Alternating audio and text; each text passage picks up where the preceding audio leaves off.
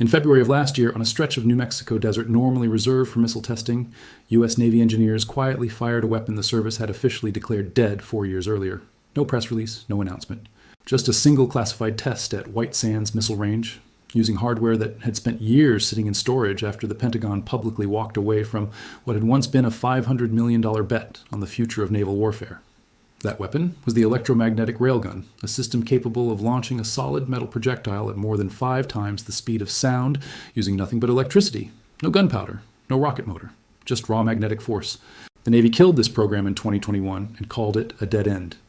Now, in the middle of the most dangerous naval standoff the United States has faced in decades, it's back. And the reason it's back has almost nothing to do with the reason it was originally built. If you want to understand why a weapon the Pentagon officially abandoned is suddenly being fired again in secret, in the middle of an active war, stick around, because this channel tracks the programs nobody else bothers explaining properly.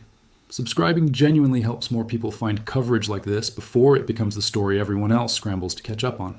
To understand why this weapon is back, you have to go back to why it was built in the first place, because the railgun's original pitch was almost absurdly ambitious. Formal research into naval electromagnetic railgun technology began in 2005 under the Office of Naval Research, and over the following 15 years, the Navy poured more than $500 million into turning the idea into something that could actually go to sea. The concept was simple to explain and brutally hard to build. Instead of firing a shell using an explosive charge, a railgun uses 2 parallel conductive rails and an intense magnetic field to accelerate a solid metal projectile down a barrel and out the other end at hypersonic speed, purely through electromagnetic force. No propellant, no warhead, just kinetic energy moving fast enough to punch through almost anything it hits. 2 major defense contractors built competing prototypes. BAE Systems developed one system used extensively for early performance testing, while General Atomics built a second based on the same underlying electromagnetic launch principles. Testing happened primarily at the Naval Surface Warfare Center's Dahlgren Division in Virginia, where engineers spent years working through projectile velocity, accuracy, energy requirements, and the sheer physical durability of components being asked to survive forces most naval hardware was never designed to handle. The pitch to Navy leadership was genuinely revolutionary. A ship armed with a railgun wouldn't need to carry expensive, complex guided missiles for every engagement. It could fire relatively cheap tungsten projectiles at targets more than 100 miles away, using pure kinetic energy to destroy incoming threats, enemy vessels, or shore targets at a fraction of the cost per shot of a conventional missile. For a Navy that has spent years worrying about running out of expensive interceptor missiles faster than it can build new ones, that math was enormously appealing. But the physics that made the railgun revolutionary were also exactly what made it nearly impossible to actually field. A single railgun shot required energy levels exceeding 32 megajoules, delivered in an extremely short burst, roughly enough electricity to power a small neighborhood for several seconds, all discharged in the time it takes a projectile to travel the length of a gun barrel. Generating and managing that kind of power draw demanded specialized electrical systems that exceeded what almost every existing Navy ship was actually built to provide. And the rails themselves, the 2 conductive strips the projectile rides between as it accelerates, took a beating every time the weapon fired, eroding faster than engineers could find a durable enough material to withstand repeated use. Combined with shifting Pentagon priorities toward hypersonic missiles and directed energy weapons, which offered more near-term operational payoff for less engineering risk, those obstacles piled up until, in July of 2021, the Navy formally announced it was pausing the program and putting the remaining hardware into storage. The official language was carefully diplomatic. Privately, most observers treated it as a quiet burial. That's where the story would have ended if this had been an ordinary 5 years for American naval strategy. It wasn't, because while the Navy publicly walked away from the railgun as a weapon, it never actually stopped studying the underlying technology, and the reason why gets to the heart of what changed. Even as the shipboard program went into storage, naval analysts noted that research into the railgun's actual projectile continued quietly in the background, treated less as an abandoned idea and more as a technology on ice, waiting for either the engineering problems or the strategic justification to catch up with the ambition. Neither took particularly long. By February of 2025, with almost no public acknowledgement, the Naval Surface Warfare Center's Dahlgren Division resumed live fire testing at White Sands Missile Range, and by March of this year, that resumption had become significant enough that defense reporters started noticing the pattern of test activity and asking questions the Navy wasn't especially eager to answer in detail. Here's the part of this story that actually explains why the railgun is back. And it's a considerably stranger reason than simply finishing what the Navy originally started. The weapon isn't being revived as the shipboard cannon it was originally designed to be. It's being repurposed as something almost entirely different, a hypersonic research laboratory. The railgun's projectile travels at roughly Mach 6 to Mach 7, more than 5,000 miles per hour, which happens to replicate almost exactly the kind of extreme velocity and thermal stress that America's next generation of hypersonic missiles will experience in actual combat use. Building and testing an actual hypersonic missile is enormously expensive and complicated. Every test requires a full missile, a rocket motor, and often destroys expensive hardware in the process. A railgun, by comparison, can fire relatively cheap tungsten inert projectiles repeatedly over and over, generating exactly the same punishing velocity and heat conditions researchers need to study without burning through a multi-million-dollar missile every single time. In effect, the Navy realized it had accidentally built the perfect controlled laboratory for studying hypersonic flight, sitting unused in storage, years after officially declaring the whole idea a failure.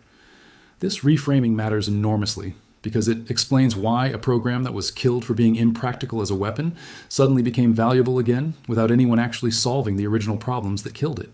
The Joint Hypersonic Transition Office, the Pentagon body specifically responsible for accelerating America's hypersonic weapons development, is now involved in this testing, using the railgun's Mach 6 to Mach 7 kinetic potential to study the thermal challenges facing every hypersonic system the U.S. is racing to build. Engineers unveiled updated electromagnetic weapon designs in October of last year, specifically framed around firing projectiles at hypersonic speed against ballistic and cruise missile threats, positioning the technology as a genuine answer to one of the hardest problems in modern air defense: hypersonic missiles moving too fast for most existing interceptor systems to reliably catch. This is precisely why the timing of this revival isn't coincidental. It's landing in the middle of a period where American military planners are watching Chinese and North Korean hypersonic missile development accelerate, watching Russia field hypersonic weapons in actual combat, and increasingly worried about a category of threat that traditional missile defense wasn't designed to intercept. It's worth being precise about exactly how a railgun actually works, because the mechanics explain both why it's so appealing and why it took 20 years and $500 million to get this far without ever reaching a ship. The system works by running an enormous electrical current through two parallel conductive rails, generating an intense magnetic field between them. A conductive projectile, or in this case, a sabot carrying the actual tungsten round, sits between the rails, and when that current surges through, the resulting magnetic force accelerates the projectile down the length of the barrel and out the muzzle at extraordinary speed, all within a fraction of a second. There's no combustion, no propellant, none of the chemistry involved in a conventional gun or missile. It's pure electromagnetism converted directly into kinetic energy. The appeal is obvious once you see the numbers. A projectile moving at Mach 6 or higher carries so much raw kinetic energy that it doesn't need an explosive warhead to be lethal. The impact alone does the damage, which means a railgun round can be dramatically cheaper to manufacture than a guided missile carrying its own warhead, its own guidance system, and its own propulsion. Cost estimates for a single railgun round have circulated in the tens of thousands of dollars, compared to the millions of dollars a single advanced interceptor missile can cost. An enormous difference in a defense environment where the Pentagon has repeatedly worried publicly about running through expensive missile stockpiles faster than industry can replace them. But the same physics that make the railgun cheap per shot are exactly what made it nearly impossible to put on a ship for 2 decades. Delivering 32 megajoules of energy in a single instantaneous burst requires an electrical system capable of storing and discharging enormous amounts of power on demand, technology that, for most of the program's history, simply didn't exist in a form compact and durable enough to fit inside a warship's hull without displacing everything else the ship needed to function. The Navy's stealth destroyer, the USS Defiant, was actually designed from the outset with an unusually powerful electrical generation system, in part because early planners hoped it might eventually be capable of hosting a railgun. It never happened. The rails themselves posed an equally stubborn problem. Every single shot subjected the barrel to extreme electromagnetic and thermal stress, eroding the conductive material faster than engineers could find alternatives durable enough to survive sustained, repeated firing without needing constant replacement. A maintenance nightmare for any weapon meant to be fired regularly in combat. This is where the story takes its most interesting turn, because those exact engineering obstacles, the ones that killed the original shipboard program, may finally be catching up with a solution, not through a breakthrough in the railgun itself, but through an entirely new class of ship being built around it. In December of last year, the administration announced a new generation of large surface combatants, dubbed the Trump class, positioned as the future flagships of the American surface fleet. The first of these vessels, the USS Defiant, is expected to displace somewhere between 30 and 40,000 tons, dramatically larger than existing destroyers, and specifically designed with the kind of expansive electrical generation and power management capacity that a full-scale operational railgun actually requires. Defense industry officials working on the program have confirmed publicly that current testing is specifically aimed at understanding what configuration requirements the Defiant and its sister ships would need to eventually field the weapon, language that makes clear this isn't idle speculation, but an active design consideration for a ship that hasn't been built yet. For the first time in the program's 20-year history, there may finally be a hull actually designed from first principles to solve the power problem that sank every previous attempt to field this weapon at sea. There's also a broader strategic backdrop that makes this revival make considerably more sense than it might first appear, and it connects directly to concerns that have almost nothing to do with Iran or the current Gulf conflict specifically. The Pentagon has been pushing an initiative known as the Golden Dome, an ambitious, layered missile defense concept aimed at protecting American territory and critical overseas installations, including Guam, from exactly the kind of high-speed missile threats that traditional interceptors struggle to reliably stop. Hypersonic and ballistic missile threats from China and North Korea sit at the center of that concern, not Iran's arsenal, which, while dangerous, doesn't currently field the kind of maneuvering hypersonic weapons that keep Pentagon planners awake at night. A railgun capable of launching interceptor-style projectiles at Mach 6, with a deep magazine and dramatically lower cost per shot than a conventional interceptor missile, is a genuinely compelling piece of that layered defense puzzle, precisely because it could allow a defended position to fire far more interception attempts against an incoming swarm without exhausting an expensive missile stockpile in the first few minutes of an engagement. It's worth pausing here to be honest about what this program is not, because the temptation with a story like this is to round every promising test up into an imminent operational capability, and that's simply not where this technology currently sits.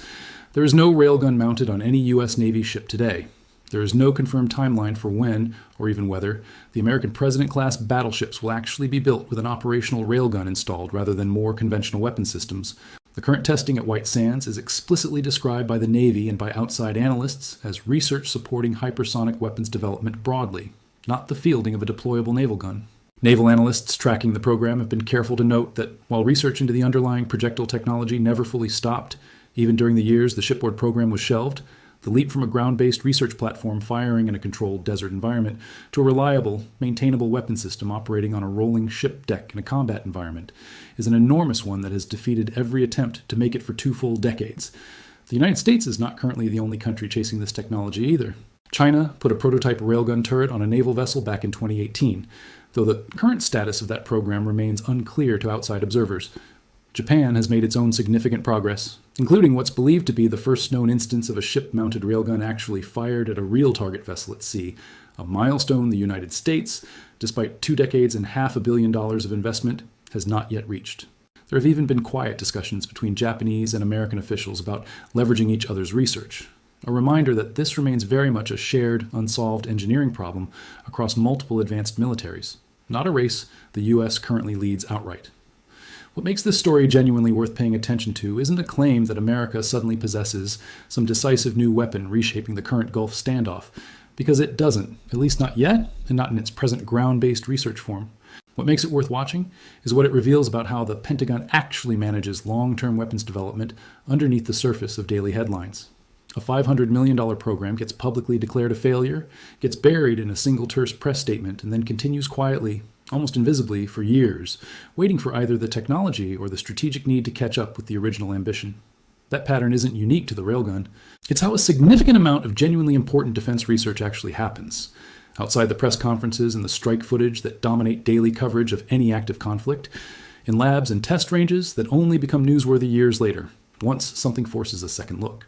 The railgun spent 4 years looking like a $500 million dead end. It's currently on track to potentially become the signature weapon of the largest surface combatant the U.S. Navy has built since the Second World War. Not because anyone solved the fundamental problem that killed it the first time, but because someone finally built a ship big enough to solve that problem for it. So where does this actually go from here? There are a few realistic paths worth walking through, because the range of outcomes here is genuinely wide. The first, and probably the most likely near-term outcome, is that the railgun continues in exactly its current role, a ground-based research tool feeding data into America's broader hypersonic weapons and missile defense programs, never actually making it onto a ship at all, quietly folded into the Joint Hypersonic Transition Office's work indefinitely. Its Mach 6 and Mach 7 test shots valued purely for the thermal and material data they generate, rather than any operational deployment. That would represent a genuinely useful, if quieter, second life for a program that once looked like pure sunk cost. The second path is that the Trump-class battleship program actually delivers a hull with the electrical capacity the original railgun effort always lacked. And the weapon makes its long-delayed jump from research curiosity to fielded system sometime toward the end of this decade, finally validating the original 2005 vision 2 decades later than anyone initially expected, on a ship nobody had designed yet when the program began. Given how many times this exact promise has been made and missed before, healthy skepticism is warranted, but the difference this time is a purpose-built hull specifically sized around the power requirements the weapon actually needs, which is a materially different starting point than trying to retrofit the concept onto an existing destroyer design. The third path is that the railgun ultimately gets absorbed entirely into missile defense rather than offensive naval gunfire, repurposed specifically as a cost-effective interceptor system for programs like Golden Dome, defending fixed installations like Guam against exactly the kind of hypersonic and ballistic threats that keep Pentagon planners focused on the Pacific rather than the Gulf. If that's the direction this technology actually settles into, its eventual public unveiling likely has very little to do with any single ship, and considerably more to do with a fixed missile defense site somewhere in the Pacific, protecting territory against a very different set of adversaries than the one currently dominating headlines out of the Middle East. What ties this whole story together is a fairly simple, almost old-fashioned point about how military technology actually develops, one that rarely survives contact with a punchy headline. Programs like this don't die in a single press release, and they don't get resurrected in a single triumphant unveiling either. They spend years in a kind of technological purgatory, alive in a lab, dead in the public imagination, waiting for either an engineering breakthrough or, just as often, simply a bigger, better-designed ship to finally give a 20-year-old idea the platform it needed all along. The railgun, currently sitting in storage turned active testing at White Sands, isn't the weapon the Navy originally promised back in 2005. It's something considerably stranger, and in its own way more interesting, a canceled weapon that accidentally became indispensable research infrastructure for an entirely different technology. Kept alive not because anyone solved its original problems, but because those exact problems turned out to be useful ones to study for a completely different reason. Keep an eye on what happens with the Trump-class battleship program specifically, because whether the Defiant actually ships with a functioning railgun, rather than more conventional weapon systems, will tell you more about whether this technology has finally found its platform than any single test at White Sands ever will. So here's the actual question worth sitting with. Is the railgun's quiet second life proof that good ideas eventually find their moment no matter how many times they're declared dead? Or is it a 20-year, $500 million case study in how hard it is to know the difference between a breakthrough and a very expensive dead end until decades after the fact? Drop your read on that in the comments. And if you want to know the moment this program actually reaches a ship, subscribe, because that's the announcement worth not missing.